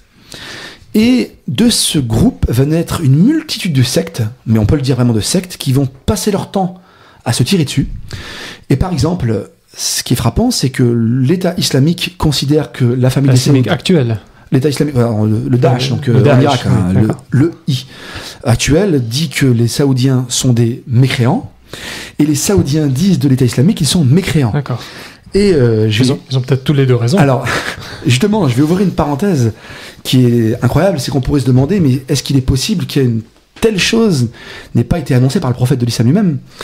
Et il y a un hadith qui est cité en partie, et uniquement en partie, et on va voir pourquoi il est cité en partie, qui est cité par les deux camps, le Daesh d'une part et les Saoudiens d'autre part. Justement pour se jeter l'anathème, dire qu'ils sont kuffar. C'est le fameux hadith qui parle des Khawarij, de ceux qui sont sortis de l'islam. Et donc, le hadith, l'extrait qui est toujours cité, que tout le monde connaît, enfin tout le monde connaît, beaucoup de gens connaissent, c'est donc le prophète qui annonce qu'à la fin des temps viendra un groupe de gens, il qualifie d'ailleurs de jeunes gens, et il dit qu'ils réciteront beaucoup le Coran, mais le Coran ne descendra pas plus bas que leur gosier, leur gorge. Et ils quitteront l'islam, ça c'est le hadith qui est toujours cité, aussi plus vite que la flèche quitte son arc. Alors là, j'ai encore lu récemment, j'ai un ami, collègue, qui m'a ramené un dépliant qu'il a trouvé dans une mosquée pour dire que l'État islamique c'était des mécréants donc. Et donc, la fatwa du shir saoudien cite cet extrait, mais il en oublie une partie. Volontairement alors. Je ne veux pas dire volontairement, je vais commencer à présupposer, mais en tout cas, c'est curieux qu'on ne le cite pas du tout, parce qu'en fait, le compagnon qui rapporte le hadith a providentiellement eu l'idée de décrire la personne par le prophète, sallallahu alayhi wa sallam. Donc c'est un hadith précieux qu'on retrouve dans le livre de Taïb Chouiref, Les enseignements spirituels du prophète, le volume 2, aux éditions Tasnim, dans le chapitre sur la fin des temps. Alors, c'est donc un chapitre qui cite un certain nombre de hadiths du prophète sur la fin des temps. Alors je ne vais pas tout lire, mais je vais lire donc l'essentiel. Donc c'est un homme, le prophète a fait une guerre, il partage un butin, et un homme vient et dit au prophète, Ya Rasulillah, ittaqillah, ô prophète de Dieu, crains Dieu. Ce qui est assez contradiction dans les termes. Contradictoire, voilà. Alors, bien entendu, le prophète, qui est quelqu'un de logique, lui dit, en tant que prophète, ne suis pas plus à même de craindre Dieu. Et il lui dit, tu partages de manière injuste, c'est pas bien. Le butin. Alors le prophète lui dit que non, pas du tout, et l'homme est en colère et s'en va. Alors les compagnons qui sont outragés par ce comportement, un des compagnons propose au prophète de tuer l'homme sur place, et il refuse. Et il dit... Le prophète refuse. Mm-hmm. Et donc le hadith poursuit, là je cite le hadith qui est rapporté par le Bukhari quand même, hein, donc qui est absolument authentique. Le prophète regarda l'homme qui s'éloignait en lui tournant le dos et dit, donc le prophète dit, en vérité, de la descendance de cet homme apparaîtra un peuple qui psalmodiera le Coran, donc qui récitera continuellement le livre de Dieu, mais sans que cette lecture descende plus bas que le gosier, ils s'éloigneront plus vite de l'islam que la flèche va à sa cible. Et le compagnon qui rapporte le hadith va extrêmement... Enfin, c'est pas lui qui va loin. Il dit, il me semble que le prophète conclut ainsi, si je les rencontre, je les ferai périr comme ont péri les Thamoud. Et dans un autre hadith, le prophète dit en parlant de ces hommes, certes il y a... Alors, il dit, si vous veniez à les rencontrer, faites-les périr. Certes, il y a en cela une source de récompense le jour du jugement. Donc oui, c'est deux hadiths rapportés par le Bukhari qui parlent d'un groupe qu'on appelle Khawarij, ceux qui ont dévié du groupe. Et alors, le grand mufti d'Égypte, le grand mufti d'Arabie Saoudite actuel cite ce hadith en parlant du Daesh, donc du pseudo-État islamique. L'État islamique cite ce hadith en parlant des Saouds, mais personne ne cite ne cite le hadith en entier. Et qu'est-ce que dit le compagnon du prophète?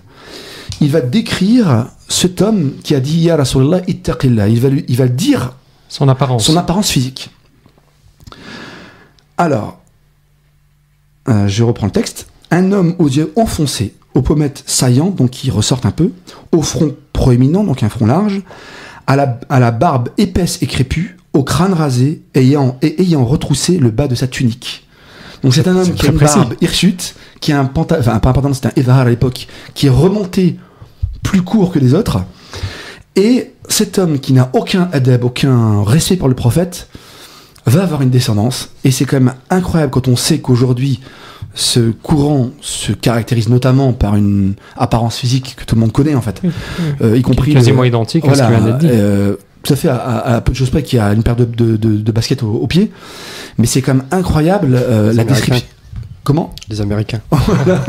Excuse-moi, vas-y. C'est les restes du pacte. C'est les restes du pacte. Mais c'est quand même frappant de voir à quel point la description est précise.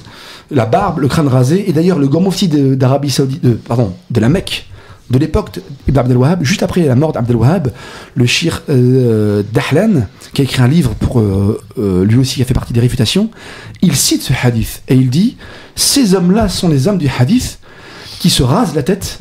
Alors que les Arabes ne se rasaient pas la tête, notamment les Arabes d'Arabie, parce qu'ils avaient les cheveux longs, contrairement aux Maghrébins qui ont généralement les cheveux moins longs, plus frisés. Mais donc, une des signes, c'est donc la barbe non soignée, le crâne rasé, la tunique remontée. C'est quand même frappant que ce hadith ne soit jamais cité. Oui, surtout que le début est cité, c'est ça. Le début est dans le hadith Bukhari quand même, donc c'est important. Donc en tout cas, une série de sectes qui vont naître, dont les plus violentes vont être celles de l'État islamique qui se revendiquent complètement de ces savants-là.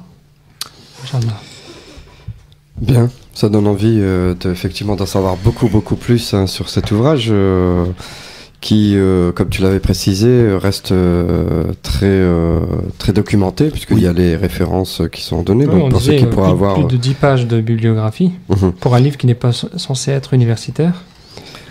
Et malgré, donc encore une fois, malgré parfois les remarques de l'auteur qui pourraient... c'est ce que j'allais dire. L'introduction est la plus pénible. Parce que bon, ils se sont obligés de citer certains auteurs qui sont pas forcément nécessaires, mais le cœur de l'ouvrage est absolument passionnant et l'analyse est vraiment forte, notamment l'analyse de comment la tradition est détruite, comment on coupe la religion par l'épée de la religion. Ça, c'est vraiment important. Très bien. En tout cas, merci Daoud pour cette présentation passionnante de ce sujet qui est non seulement très important, mais aussi qui est plus que jamais d'actualité. Alors pour nos auditeurs, on vous renvoie donc à l'ouvrage qui a été la base de cette émission, Le Pacte de Nejd de Hamadi Redissi, ou Comment l'islam sectaire est devenu l'islam, donc qui est paru aux éditions du Seuil en 2007. Tout à fait, on peut se le procurer à la librairie leslumièresdorient.com, leslumièresdorient.com en ligne. Ainsi que l'autre ouvrage dont tu as cité Hadith, Les enseignements spirituels du prophète, en 2 volumes, de Taïeb Chouiref, édité aux éditions Tasnim en 2008, également disponible sur le site leslumièresdorient.com.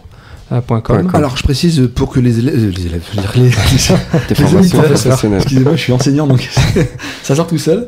Donc pour que les auditeurs puissent se repérer dans le site, le livre de Hamadi Redissi est dans la rubrique Histoire et monde contemporain, et le livre Les enseignements spirituels se trouve dans la rubrique Hadith. Hadith et spiritualité. Spiritualité, tout à fait. Très bien.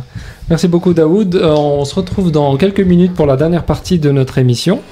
Et on présentera un ouvrage qui, pour le coup, lui, est tout à fait autre chose que le wahhabisme. Et qui nous montre bien ce qu'est l'islam authentique et traditionnel. Tout à fait, très bien. Donc on se retrouve dans quelques instants. Merci de rester avec nous.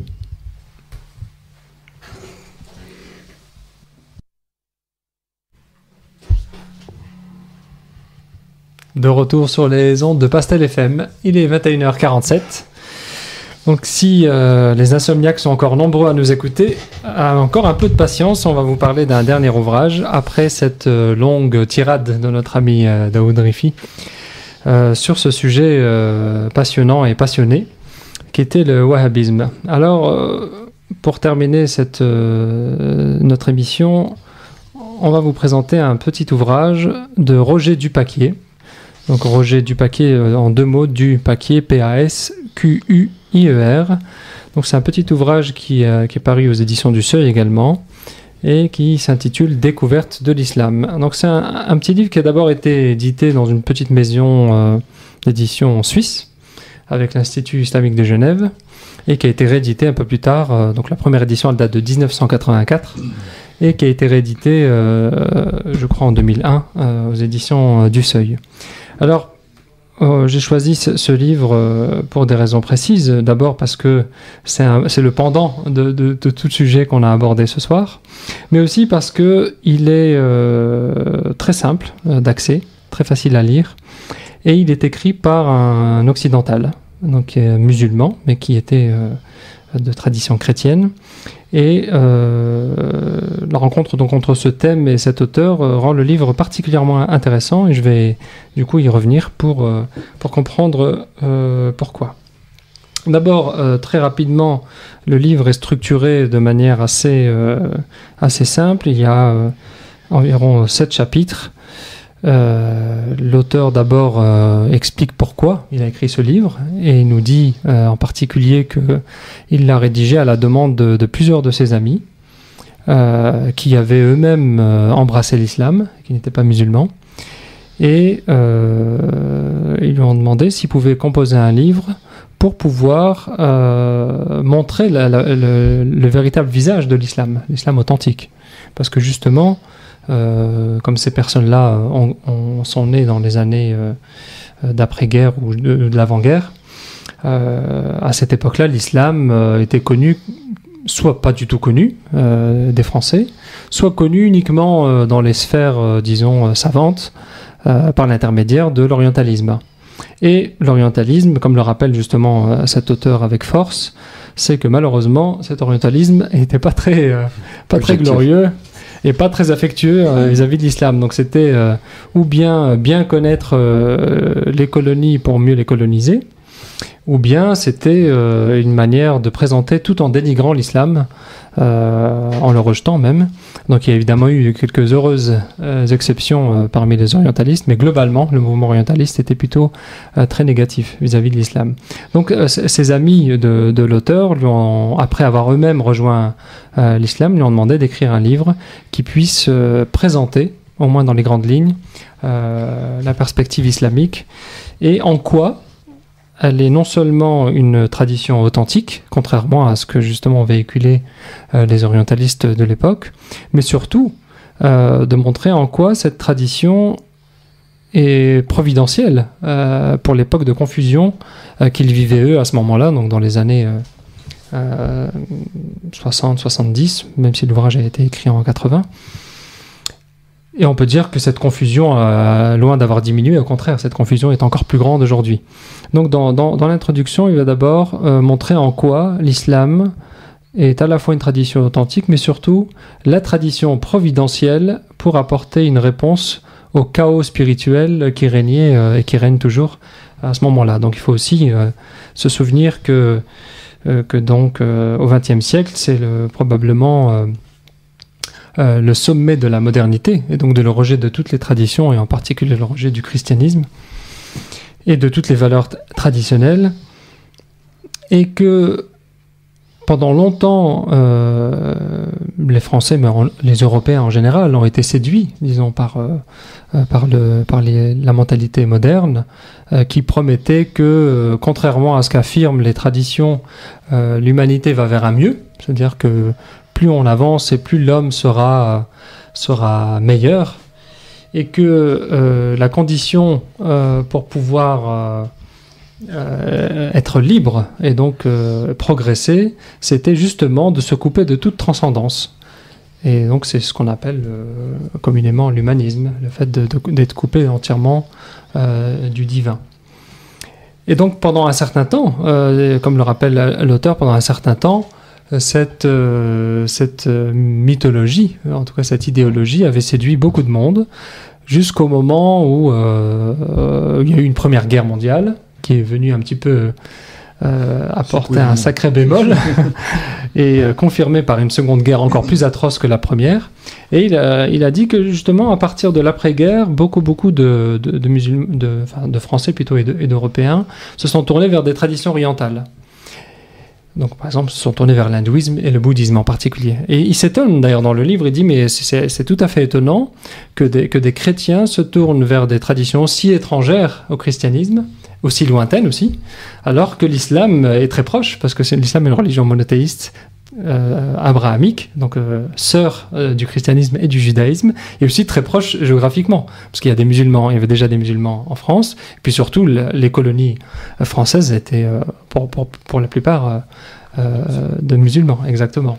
Donc déjà il s'étonne de ça, et il vient aider le lecteur francophone, et le lecteur français surtout, à lui montrer qu'en fait c'est tout à fait une erreur, parce que l'islam est véritablement la meilleure réponse aujourd'hui à celui qui était en quête spirituelle. Bon, alors comme je l'ai dit au début, l'ouvrage évidemment n'est pas destiné exclusivement aux Français, mais il est destiné, disons, aux Français, aux Occidentaux et aussi aux musulmans occidentalisés. Ça, c'est aussi très important de le savoir.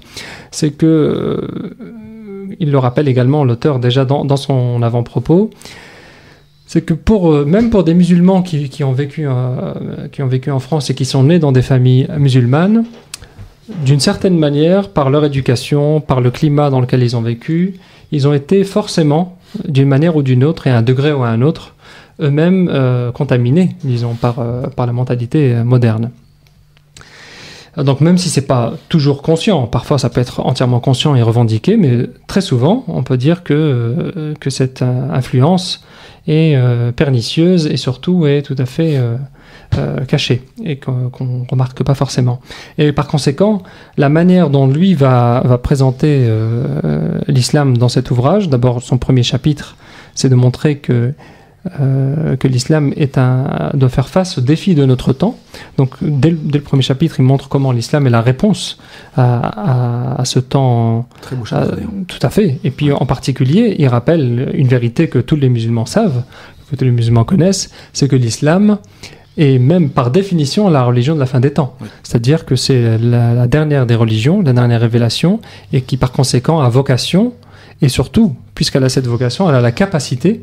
Disons que Allah a voulu que cette religion ait la possibilité de sauver les âmes jusqu'au dernier jour, jusqu'à la fin des temps, donc y compris dans les époques les plus ténébreuses, comme celle qu'on vit.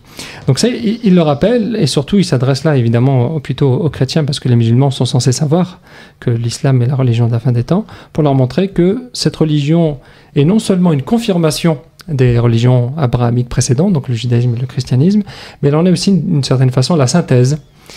Et si c'est important de se tourner vers cette religion, c'est aussi parce que elle jouit d'une vitalité qui est tout à fait étonnante. Parce que même si, comme toute religion, l'islam s'affaiblit avec le temps, mais il garde une vitalité qui ne peut être que garantie, disons, par Dieu, parce que l'époque à laquelle on vit, comme je le disais, s'attaque à toute forme traditionnelle, à toute forme de transcendance, à toute forme, donc l'islam est compris. Mais comme, disons, dans le plan divin, cette religion est promise à survivre jusqu'à la fin des temps, elle est encore aujourd'hui un des derniers remparts, on va dire, contre la modernité. Alors, après avoir montré en quoi cette tradition est authentique et qu'elle est salutaire et qu'elle est véritablement la dernière bouée de sauvetage pour ceux qui recherchent encore un chemin spirituel, il va donner une explicitation de la doctrine islamique et montrer la force de cette doctrine qui s'appuie sur le tawhid, donc sur l'unicité divine et qui s'appuie donc sur la formule de la shahada. Donc il montre que c'est absolument miraculeux. Lui parle de miracle quand il parle de la shahada en disant qu'une formule aussi simple qui défie la raison et qui pourtant recèle l'ensemble, toute la vérité de l'islam. Sans oublier d'ailleurs que l'auteur le rappelle, c'est que cette vérité de l'unicité en réalité est présente également dans le judaïsme et dans le christianisme, même si elle n'est pas mise en avant sous forme doctrinale.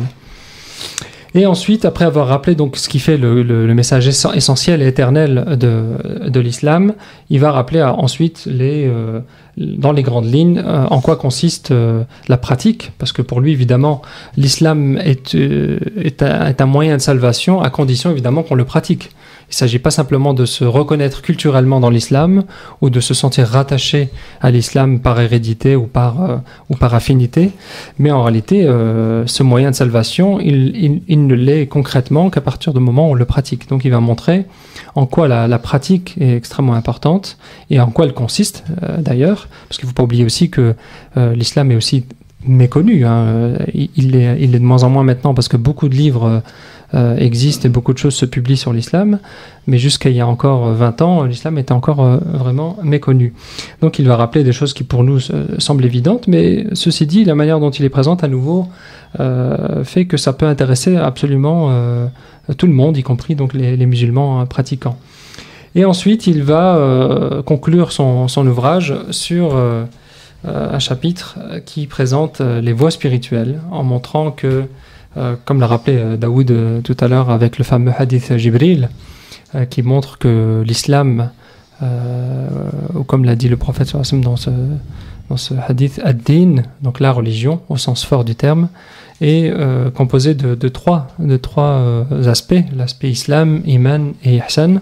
Et donc, sans surprise, l'auteur de Découverte de l'islam, Roger Dupaquier, va expliciter qu'est-ce qu'il faut entendre par islam, qu'est-ce qu'il faut entendre par iman, et il va ensuite conclure son ouvrage pour ceux, en tout cas, qui se sentent l'élan de se rattacher à la définition de l'ihsan, an ta'bud Allah ka'annaka tarah, fa in lam takun tarah, fa innahu yarak.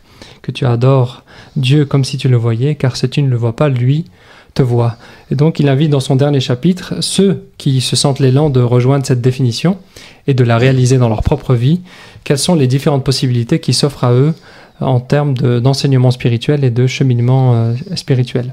Donc voilà, c'est un petit livre de poche, voilà, qui est d'ailleurs aux éditions Poche du Seuil, édition Point, qui fait environ 150 pages, avec quelques très belles illustrations de monuments de l'héritage patrimonial islamique, en tout cas ce qui en reste après les destructions dont on a parlé tout à l'heure. Et il écrit dans un style très accessible et bien écrit. Et donc on pourrait le retrouver également sur leslumièresdorient.com. Donc je rappelle le titre, Découverte de l'islam, de Roger Dupaquier, aux éditions du Seuil. Juste un mot, typiquement c'est vraiment un livre tout public, puisque la personne qui veut découvrir l'islam comme le nom l'indique, qui ne connaît rien à l'islam, peut découvrir cet islam, et le musulman qui connaît sa religion mais qui veut justement la réapprofondir, en comprendre le sens, c'est vraiment un livre remarquable, un livre tout public. Bah, Claire Fécom, je prends le relais, c'est ça? Non, mais bon, j'ai appris beaucoup de choses. En tout cas, je suis content qu'on ait installé ce type d'émission. Je rappelle, là, les 4e ou 5e, ça dépend. À niveau ouvert, non? Ah oui, c'est-à-dire présentation d'ouvrages pour que nos auditeurs, nos auditrices renouent avec la lecture, on va dire livresque, et non pas ce qu'on peut voir ci et là à travers des écrans. Donc voilà, c'est l'objectif. Même s'il faut aller pianoter sur internet pour aller consulter le site voilà. Quand on rappelle. Donc leslumièresdorient.com. Et donc effectivement c'est renouer avec la lecture parce qu'on manque cruellement de repères. Bien sûr. Et donc tout le monde peut retrouver les ouvrages sur notre site. Ouais, et puis donc aller sur le blog de la prophétie maintenant. Oui, donc la prophétie. Où vous retrouverez tous les titres qui sont cités systématiquement. Donc le relais aussi laprophétie.wordpress en un seul mot.